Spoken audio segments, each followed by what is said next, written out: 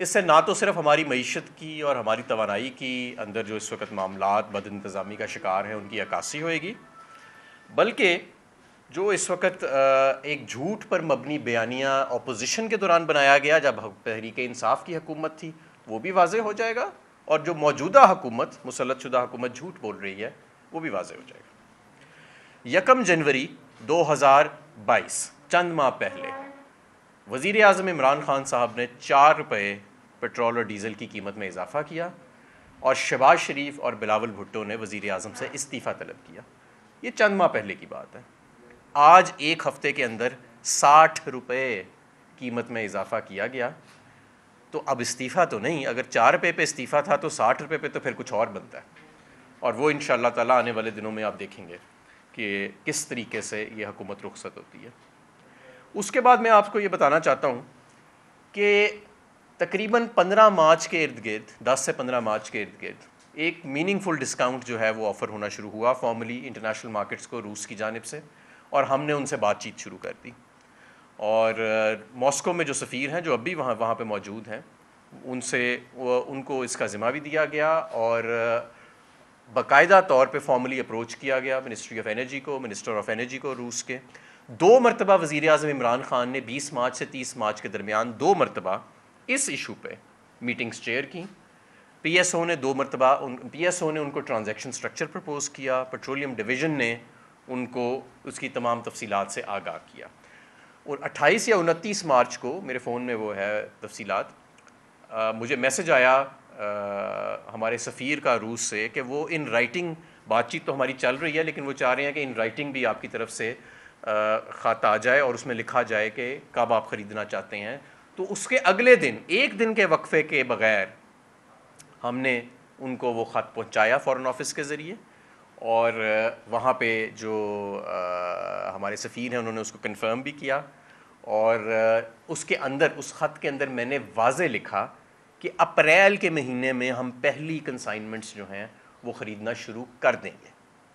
یہ جو آج کل بیٹھے ہوئے ہیں کارٹون جو کہتے ہیں کہ جی وہ ہمارے پاس پیسے نہیں ہے خریدنے کے، بھائی 5 کارگوز پی ایس او نے خریدے ہیں اپریل کے اندر، اور 5 کارگوز مئی میں خریدے ہیں $120 پہ، $115 پہ، تو روس کا سستا تیل خریدنے کے پیسے نہیں ہیں، مہنگا تیل پی ایس او کے پاس خریدنے کے لیے پیسے ہیں، اور اسپاٹ کارگوز پرچیز کیے ہیں۔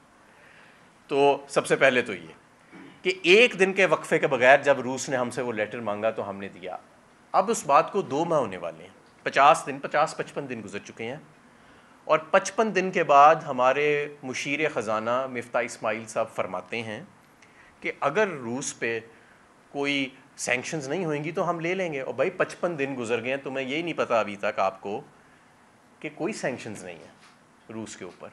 اس دوران میں، جس دوران میں آپ باہر کے دورے کر رہے تھے، وزیر اعظم ہاؤس کا سوئمنگ پول نیا بن رہا تھا، ٹینس کورٹس نئے بن رہے تھے، بما اہل و عیال عمرہ ہو رہا تھا، بما اہل و عیال اور مفرور مجرمان کے ساتھ آپ ترکی کے دورے کر رہے تھے، تو ہندوستان نے 3.40 کروڑ بیرل تیل خریدا سستے داموں سے روس کے، پچھلے سال کی بنسبت 10 گنا زیادہ خریدا، اپنے لوگوں کے لیے 25 روپے فی لیٹر اس تیل کی قیمت کم کی، اور $2 ارب اپنی معیشت کے بچائے۔ تو یہ آپ کو پتہ تھا کہ سینکشنز نہیں ہیں، آپ کو یہ بھی پتہ تھا کہ ہر دن قیمتی ہے اور یہ خریدنا ضروری ہے، لیکن آپ کی ٹانگیں کانپتی تھیں، کیونکہ جو لوگ آپ کو لے کے آئے وہ صرف پاکستان کی خودداری آپ نے نہیں بیچی اپنے اقتدار کی خاطر، آپ اس لابی کے ذریعے آئے ہیں جو لابی اس ملک کو ایک مضبوط ملک نہیں دیکھنا چاہتی۔ اور اب میں آپ کو بتاتا ہوں آگے انہوں نے کیا کیا۔ اب یہ قیمت کیوں بڑھ رہی ہے؟ نمبر 1، روس سے سستا تیل نہیں خریدا۔ نمبر 2، پاکستان کی تاریخ میں شاید پہلی مرتبہ ایسے ہوا ہے، آج تک اس کی نوید نہیں ملتی کہ 45 دنوں میں روپیہ 20 روپے جو ہے وہ کمزور ہو گیا۔ وہ جو 20 روپے روپیہ کمزور ہوا ہے، اب 15-20 روپے جو 30 روپے بڑھنے ہیں وہ تو اس کی وجہ سے بڑھنے ہیں، جس کا عالمی منڈی سے کوئی تعلق نہیں ہے، جس کا ان کی نا اہلی سے براہ راست تعلق ہے۔ تو ایک تو روس سے تیل نہیں خریدنا کیونکہ آزاد خارجہ پالیسی نہیں ہے، دوسرا یہ جو 20 روپے روپیہ پٹا ہے 45 دن کے اندر، اس کی وجہ سے۔ سری لنکا بھی اب یہ خرید رہا ہے تیل۔ اب میں آ جاتا ہوں جی یہ جو اب انہوں نے بائی دا وے یہ جو 60 روپے ایک ہفتے میں بڑھایا ہے، ایسے نہیں کہ یہ ایک دفعہ بڑھے گا اور یہ معاملہ یہاں ختم ہو جائے گا، یہ معیشت کو ایک جھٹکا لگے گا۔ یہ معیشت جو 6% پہ گرو کر رہی تھی، ہر چیز اب اس تیل کی وجہ سے مہنگی ہوئے گی. اب آگے آتے ہیں پاور کی طرف جی، یعنی بجلی کی طرف. وہاں پہ بھی جدھر بھی آپ نظر ڈالیں گے تو آپ کو نظر آئے گا کہ یہ ایک اکنامک ہٹ مین جو ہمارے اوپر بیٹھے ہوئے ہیں یہ کیا کر رہے ہیں. 7,500 میگا واٹ کی شارٹ فال چل رہی ہے جی. اس وقت 6,800 میگا واٹ ہے، ابھی میں نے چیک کیا.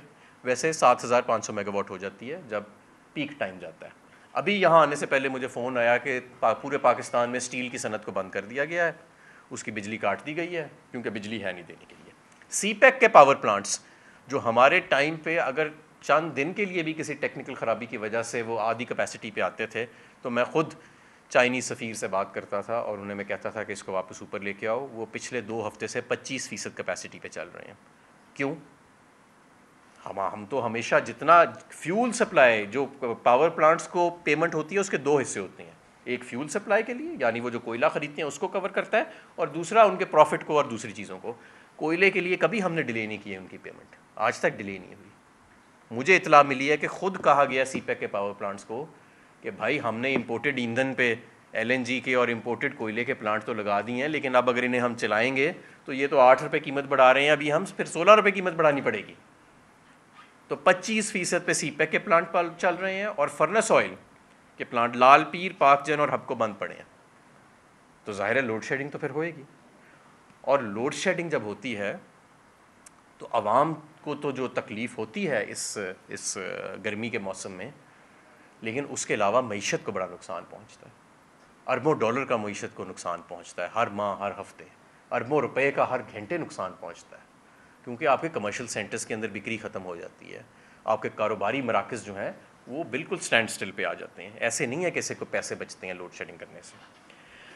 اور کیونکہ بجلی اب ہے ہی نہیں تو 47% بجلی مہنگی کرنے لگے ہیں. مفتاح اسماعیل صاحب اپنے دور میں جب اپوزیشن میں تھے تو ہمیں لیکچر دیتے تھے کہ بجلی کی قیمت میں 12 روپے پہ لے کے جاؤں گا تاکہ اس کی کنزمپشن بڑھے، اور جو کیپیسٹی چارجز یعنی کہ جو بجلی گھر نہ بھی چلیں تو انہیں پیسے دینے پڑتے ہیں کیونکہ نون لیگ نے معاہدے ایسے کیے ہوئے ہیں، اس کا جو ایک پہاڑ کھڑا ہے تو وہ کم کرنے میں ہمیں مدد ملے گی اگر ہم 12 روپے کی بجلی کر دیں. یہ ان کی ویڈیوز ریکارڈڈ موجود ہیں جس میں انہوں نے بار بار یہ کہا.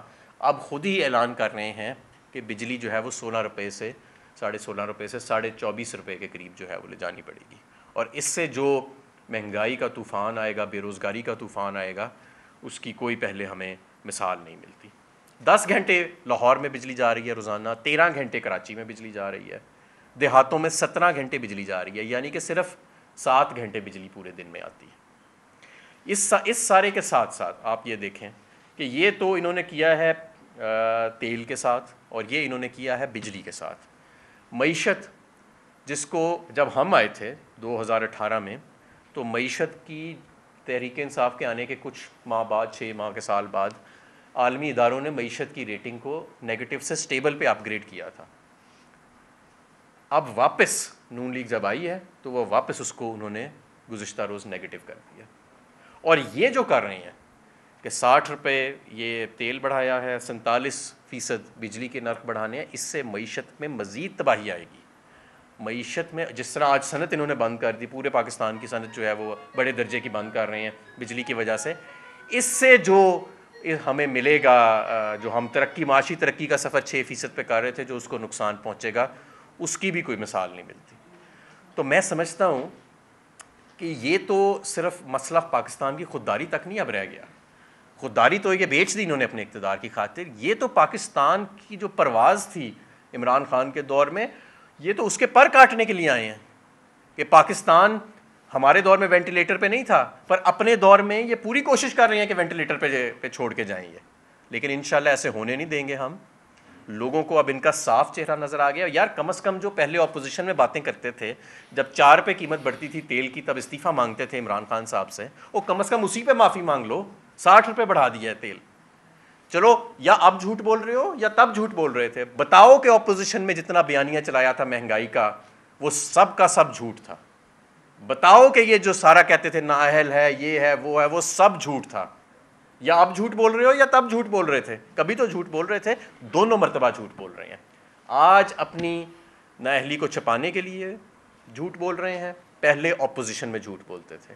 اور میں سمجھتا ہوں کہ یہ پاکستان جو ہے انشاءاللہ تعالیٰ دوبارہ اس کو ہم ترقی کے راستے پر لے کے جائیں گے، اور ان نااہلوں سے انشاءاللہ تعالیٰ انتخابات کے ذریعے جان چھڑائیں گے۔ کوئی بیرونی قوت، کوئی باہر کی لابی، چاہے اسرائیل کی لابی ہو یا کچھ ہو، وہ پوری قوم اب ان کا چہرہ دیکھ چکی ہے، ان کے جھوٹ سن چکی ہے، اب مزید سننے کی وہ سکت نہیں رکھتے۔ انشاءاللہ تعالیٰ جلد آپ دیکھیں گے کہ یہ اپنے گھروں میں جائیں گے۔